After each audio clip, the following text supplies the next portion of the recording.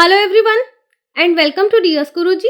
इस वीडियो में हम आपके लिए लेकर आए हैं मनुष्य के अंतःस्रावी ग्रंथियों और हार्मोन से जुड़े आगामी परीक्षाओं के लिए बहुत ही महत्वपूर्ण प्रश्न। जो मनुष्य के अंतःस्रावी ग्रंथियां हैं और जो हार्मोन्स है, इनसे एग्जामिनेशंस में क्वेश्चंस बनने की संभावना बहुत ज्यादा होती है।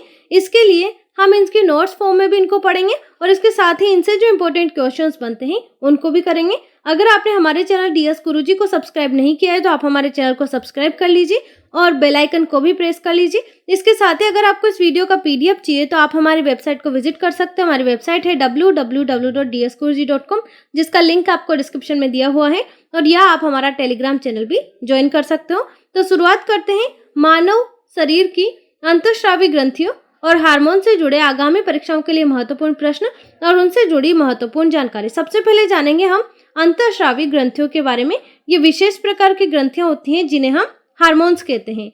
हार्मोन विशिष्ट यौगिक होते हैं जो शरीर की विभिन्न जैविक गतिविधियों के लिए आवश्यक होते हैं। ये मुख्यतः क्या करते हैं? ये मुख्यतः अमीनो अम्ल, कैटेकोलेमिन्स, स्टेरॉइड्स और प्रोटीन्स के होते हैं। जिन ग्रंथियों से स्रावित हार्मोन्स अंगों तक नलिकाओं द्वारा पहुंचता है उसे बहिस्रावी ग्रंथियां कहते हैं, जैसे दुग्ध ग्रंथि, लार ग्रंथि और अश्रु ग्रंथि। ये हार्मोन क्या होते हैं? ये हार्मोन ग्रंथियों से स्रावित होकर नलिकाओं द्वारा पहुंचते हैं और इन्हें हम कहते हैं बहिस्रावी ग्रंथियां।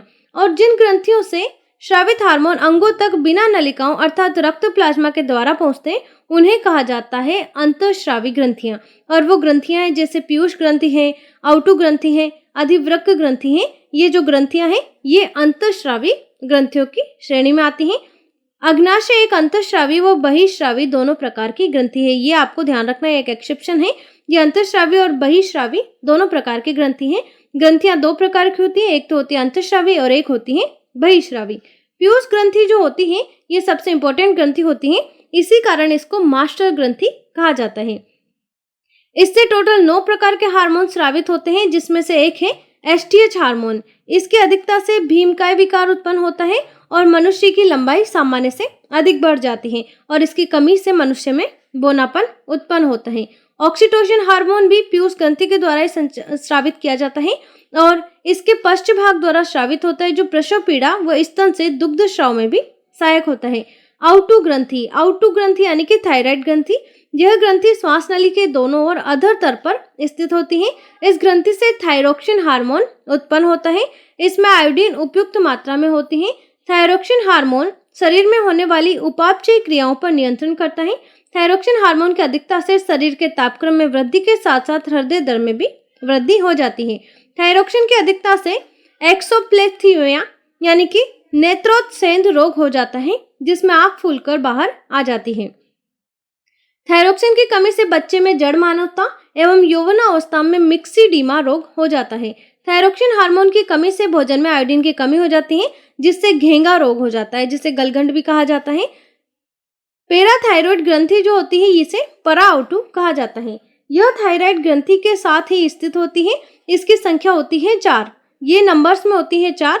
इससे स्रावित हार्मोन होता है पैराथोर्मोन, जो रुधिर में कैल्शियम के स्तर का नियंत्रण करता है।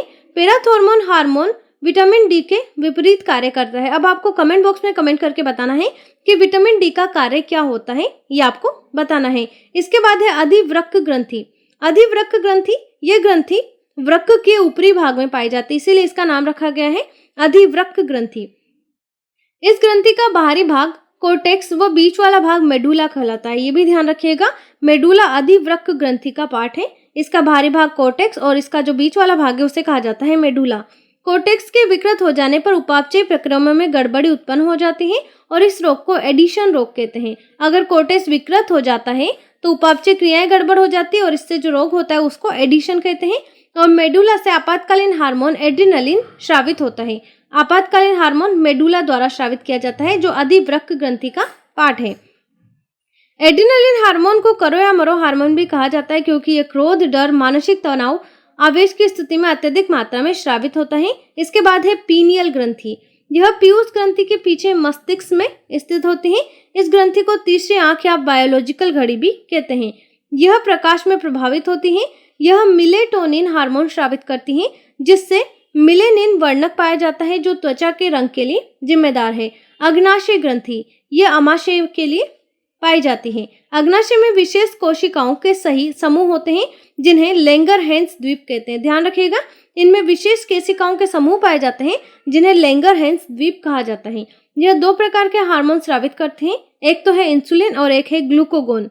इंसुलिन रुधिर में ग्लूकोज की मात्रा को कम करके नियंत्रित करता है और ग्लूकागोन रुधिर में ग्लूकोज की मात्रा को बढ़ाता है तथा नियंत्रित करता है। जनन ग्रंथियां भी पाई जाती हैं। अंडाशय मादा जनन ग्रंथि का महत्वपूर्ण अंग है जिससे एस्ट्रोजन और प्रोजेस्टेरोन उत्पन्न होते हैं।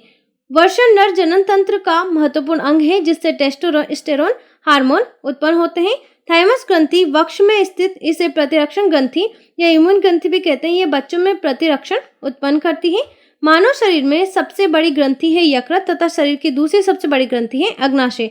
सबसे बड़ी यकृत है और इसके बाद है सेकंड नंबर पर है अग्नाशय। शरीर की सबसे बड़ी अंतःस्रावी ग्रंथि आउटू थायराइड ग्रंथि जिसको बोला जाता है। शरीर की सबसे छोटी अंतःस्रावी ग्रंथि है पीयूष ग्रंथि जिसे मास्टर ग्रंथि कहा जाता है।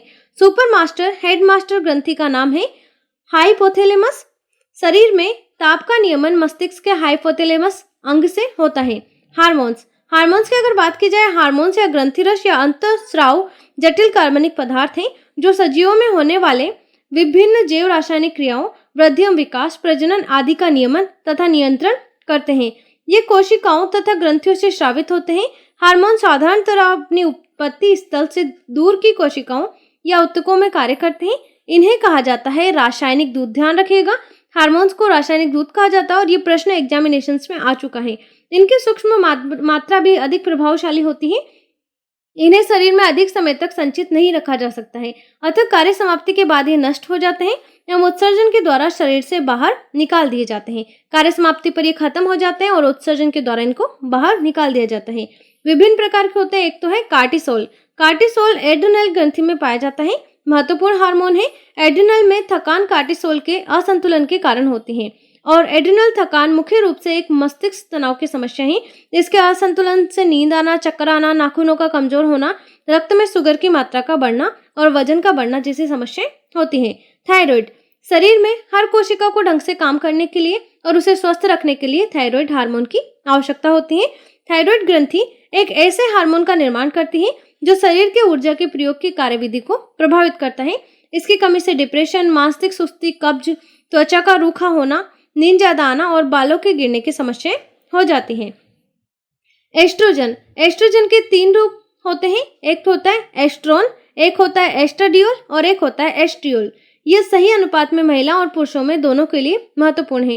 शोध के अनुसार एस्ट्रोजन का स्तर बिगड़ने से हृदय संबंधी बीमारियां हो सकती हैं, कैंसर भी हो सकता है। इसके अलावा एस्ट्रोजन की कमी के कारण योनि में सूखापन, सेक्स के समय दर्द, मूत्राशय में संक्रमण, डिप्रेशन की समस्याएं होती हैं। इसकी अधिकता से अनिद्रा, माइग्रेन, तेजी से वजन का बढ़ना, पित्ताशय से जुड़ी समस्याएं और महिलाओं में महामारी के समय अधिक रक्तस्राव की समस्याएं हो जाती हैं। प्रोजेस्टेरोन पुरुषों और महिलाओं में दोनों में स्वस्थ प्रोजेस्टेरोन संतुलन की जरूरत होती है। प्रोजेस्टेरोन अतिरिक्त एस्ट्रोजन के प्रभाव को संतुलित करने में मदद करता है। अच्छे प्रोजेस्टेरोन के बिना एस्ट्रोजन हानिकारक और नियंत्रण से बाहर हो जाता है। इसकी कमी से अनिद्रा, स्तनों में दर्द, वजन बढ़ना, सिर दर्द, तनाव, बांझपन जैसी समस्याएं हो जाती है। टेस्टोस्टेरोन पुरुषों और महिलाओं दोनों में कम टेस्टोस्टेरोन आमतौर पर व्यवहार में देखा जाता है। कई वैज्ञानिकों द्वारा बताया गया है कि महिलाओं में कम टेस्टोस्टेरोन की वजह से सेक्स प्रति अनिच्छा, हृदय रोग, स्तन कैंसर होने की संभावना ज्यादा होती है। इनके मुताबिक कम टेस्टोस्टेरोन के कारण मृत्यु दर में भी बढ़ोतरी देखी गई है। टेस्टोस्टेरोन की अधिकता से मुहासे, पॉलीसिस्टिक ओवरी सिंड्रोम, चेहरे और हाथ पर अत्यधिक बाल, हाइपोग्लासीमिया, बालों का झड़ना, बांझपन और डिंब ग्रंथि अल्सर जैसी समस्याएं हो सकती है। जबकि इसकी कमी वजन बढ़ना, थकान, चिड़चिड़ापन और शीघ्र पतन की जैसी समस्याएं का कारण है। इसके बाद है लेप्टिन हार्मोन। ये उत्पादन वसा कोशिकाओं द्वारा किया जाता है। लेप्टिन का एक प्रमुख काम ऊर्जा के लिए शरीर के वसा भंडार का उपयोग करने के लिए दिमाग को निर्देश देना है। इसकी कमी से दिमाग में प्रोटीन की कमी होती है और नसों से जुड़े कार्य पर भी प्रभाव पड़ता है। यह ग्रेलिन नामक भूख दिलाने वाले हार्मोन के कार्य को प्रभावित करता है, जिससे लगातार खाने की इच्छा होती रहती है और ज्यादा खाने की वजह से शरीर मोटा हो जाता है। इसके बाद है इंसुलिन।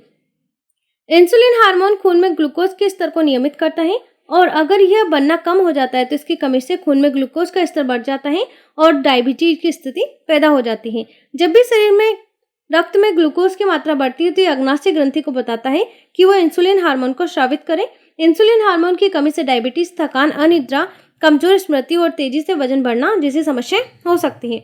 अब इनसे जुड़े इंपॉर्टेंट प्रश्नों को कर लेते हैं। अंतःस्रावी तंत्र एवं इनकी कार्यप्रणाली का अध्ययन निम्न में से कहलाता है, तो इसे कहा जाता है एंडोक्राइनोलॉजी।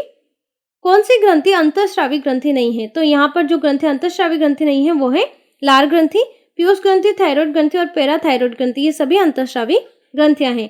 एक मिश्रित ग्रंथि है, तो मिश्रित ग्रंथि या अग्नाशय ग्रंथि जो अंतःस्रावी ग्रंथि भी है और बहिर्स्रावी ग्रंथि भी है।